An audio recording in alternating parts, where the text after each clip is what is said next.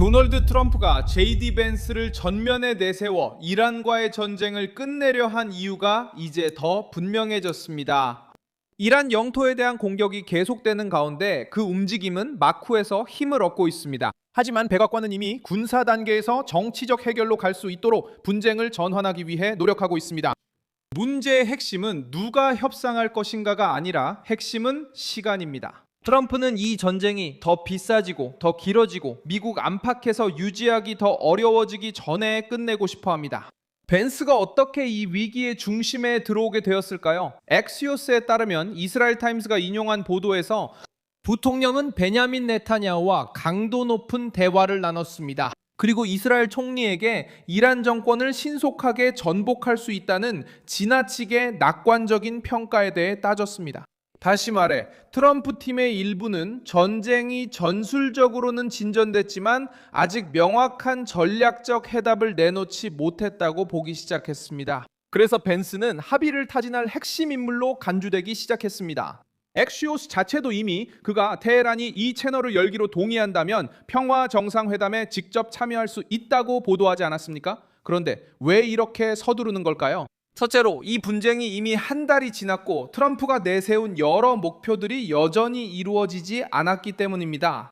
AP 통신은 백악관이 미사일 능력 파괴, 군수산업 약화, 해군과 공군 무력화, 핵 개발 저지, 그리고 지역 내 동맹국 보호를 목표로 하고 있다고 보도했습니다.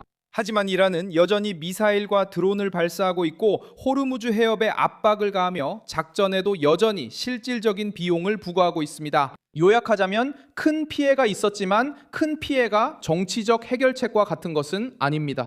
둘째로 전쟁은 이미 경제적 충격으로 변했습니다. 로이터 통신에 따르면 브렌트유 가격은 분쟁이 시작된 이후 50% 이상 상승했습니다. 그리고 호르무즈 해협은 전 세계 석유와 가스 흐름의 약 5분의 1을 차지한다고 합니다.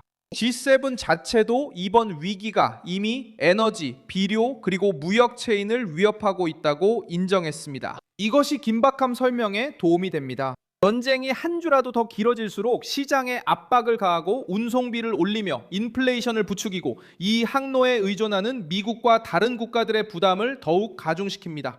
셋째, 트럼프는 전쟁이 기한 없는 장기전으로 변하는 것을 막고 싶어 합니다.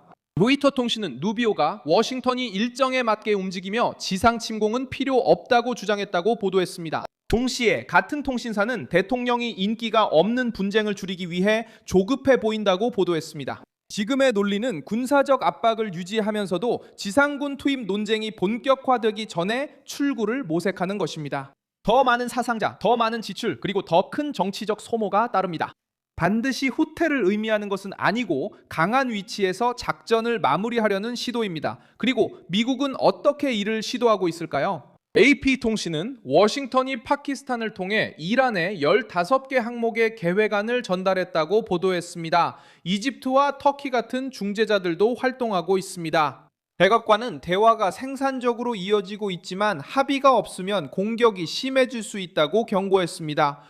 즉 발의는 존재하지만 여전히 양측의 불신, 군사적 위협, 정치적 계산에 둘러싸여 있습니다. 그래서 긴박감이 있습니다. 트럼프는 이 갈등이 제한된 작전의 형태를 잃고 끝없는 전쟁의 양상을 띠기 전에 빠져나가길 원합니다. 그리고 그는 이겼습니다. 그는 이 임무의 중심에 놓였습니다. 백악관이 단순하고 냉혹한 사실을 이해한 듯 보입니다. 공격에서 이기는 것만으론 부족하고 전쟁의 정치적 결말을 마무리해야 한다는 점입니다.